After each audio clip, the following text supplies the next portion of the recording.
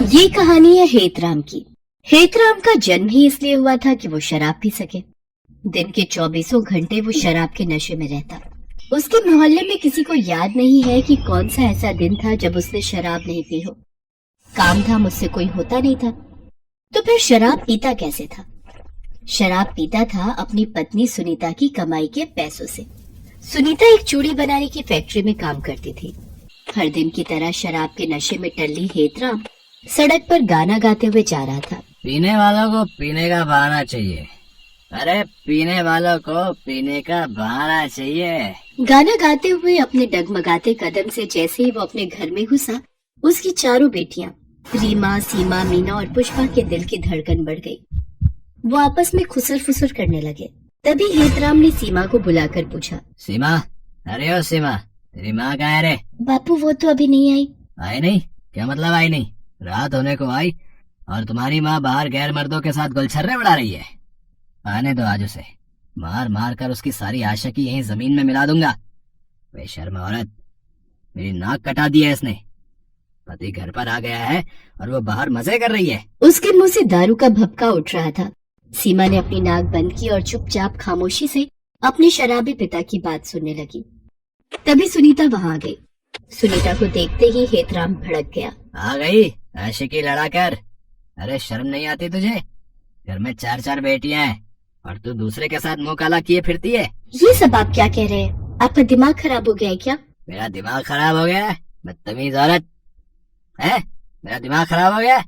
इतनी रात तक तू कहाँ थी? काम पर गई थी, आपको पता नहीं है? चल बड़ी आई काम की धौंस देने वाली। ये बता इतनी रात क्यों हो गई? 100 बार बोल चुकी हूँ, काम बहुत है। अभी त्योहार आने वाले हैं, ज्यादा काम करना पड़ता है और इसके ज्यादा पैसे भी मिलते हैं, तभी तो घर चलता है। नहीं तो सारी कमाई तो आपकी शराब में चली जाती है।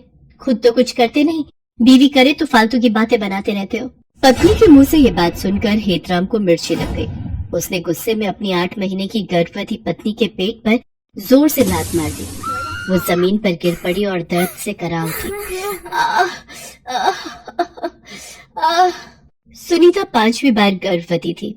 सुनीता तो पहली बेटी के बाद ही और बच्चे नहीं चाहती थी, लेकिन हेतराम को एक लड़के की चाहत थी।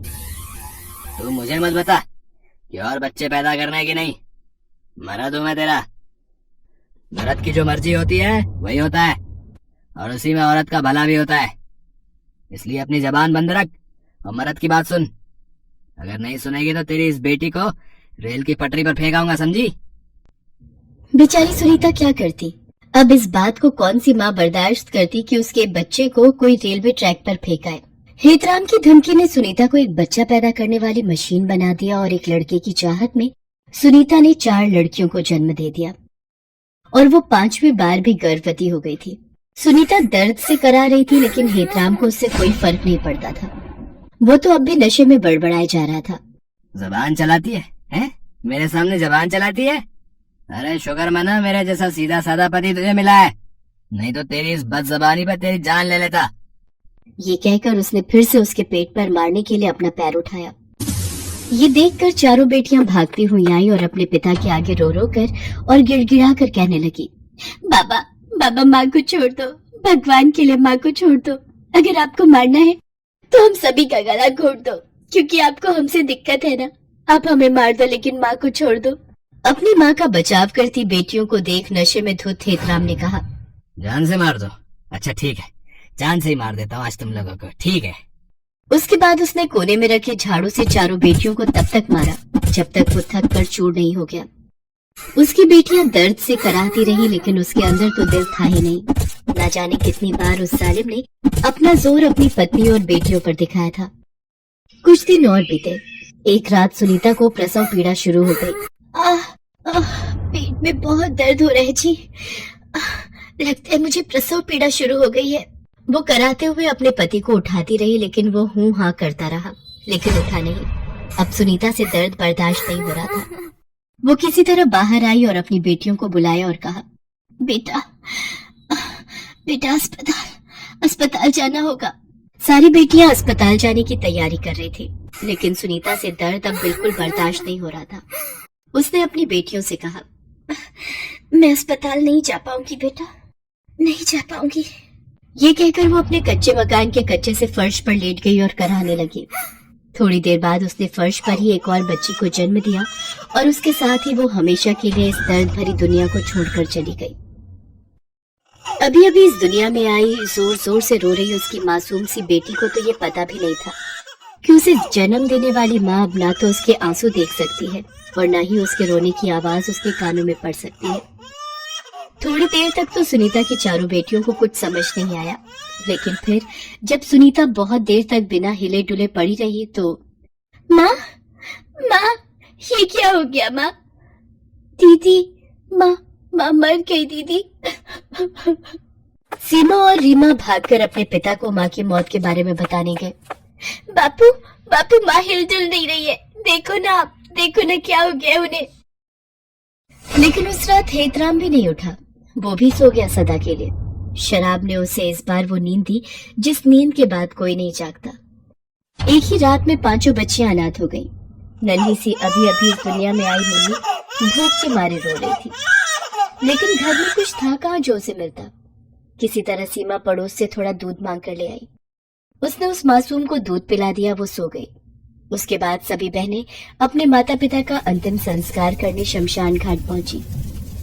माँ, बापू, सभी ने उनका अंतिम संस्कार किया। जब वो अंतिम संस्कार कर घर लौट रही थी तो जोरों की बारिश शुरू हो गई। बारिश इतनी भयंकर थी कि ऐसा लगा कि उस बारिश में सब खत्म हो जाएगा, और खत्म हुआ भी। माँ बाप तो उन 5 बच्चियों के चले ही गए थे।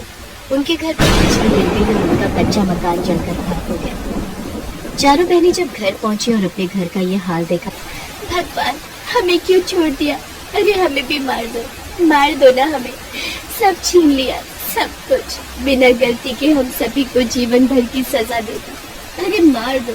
कहाँ ऊपर वाले, आओ सामने, हम नहीं डरते तुमसे, हमें मार दो। पूरी रात बेचारी वो बच्चियां एक पेड़ के नीचे रोते हुए बिताती हैं।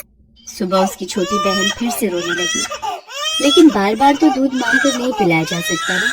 कहाँ से लाए इसके लिए दूध, हम कहाँ से लाए?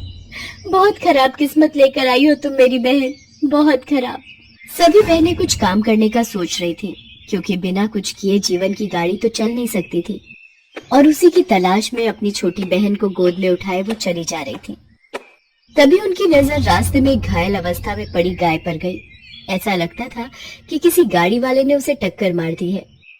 चारों बहनें उस गाय को देखकर दुखी तो बहुत हुई, लेकिन वो क्या कर सकती थी। उन्होंने उसे देखकर भी अनदेखा किया और आगे बढ़ने लगी।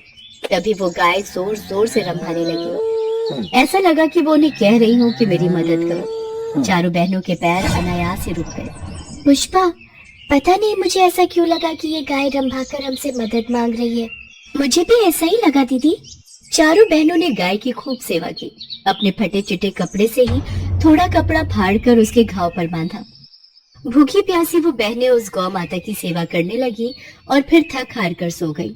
और जब उनकी नींद खुली तो उन्होंने देखा कि उनकी सबसे छोटी बहन गाय के बगल में चुपचाप लेटी हुई है और गौ माता उसे अपना दूध पिला रही है। चारों बहनें गौ माता के इस उपकार को गौर से देखने लगे और मन ही मन उनका धन्यवाद करने लगे। दीदी, गौ माता ने हमारी सारी चिंता ही दूर कर दी। अब मुन्नी को दूध की कोई दिक्कत नहीं होगी। मुन्नी दूध पीकर फिर सो गई। तब गौ माता फिर से जोर जोर से रंभाने लगी, जैसे उन सारी बहनों को शुक्रिया कह रही हो। गौ माता अब चारों बहनों के साथ ही रहने लगी। बहनों ने रोजी रोटी चलाने के लिए गौ माता के दूध से चाय बेचने का व्यापार शुरू किया। गौ माता के दूध से बनी चाय इतनी स्वादिष्ट होती कि इस चाय का स्वाद तो अद्भुत है। मैंने सच में ऐसी चाय आज तक नहीं पी। धीरे धीरे उनकी दुकान खूब चलने लगी। थोड़ा समय और बीता। अब उन बहनों ने गाय के दूध की मिठाइयाँ बनाकर बेचनी शुरू कर दी और वे मिठाइयाँ भी लोगों की जबान पर ऐसी चढ़ी कि जो भी एक बार उनकी दुकान की मिठाई खाता वो बार बार उनकी दुकान पर आता।